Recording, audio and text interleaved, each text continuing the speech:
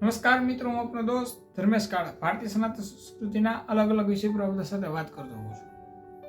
આજે રક્ષાબંધન છે. રક્ષાબંધન નિમિત્તે આપ દરેક ભાઈઓ અને બહેનોને મારા તરફથી એક સરસ મજાની રચનાની ભેટ જે મારા વોટ્સઅપ પર આવેલી. બહેન એટલે શું? કવિ લખે છે, ભાઈના બધા દુઃખને પોતે લઈ જાય, દૂરથી પણ ભાઈની પીડાનો જેને અહેસાસ થાય એને બહેન કહેવાય. ભાઈના બધા દુઃખને પોતે લઈ જાય, દૂરથી પણ ભાઈની પીડાનો જેને અહેસાસ થાય એને બેન કહેવાય. આગળ લખે છે કવિ, શબ્દોને તો દુનિયા સમજી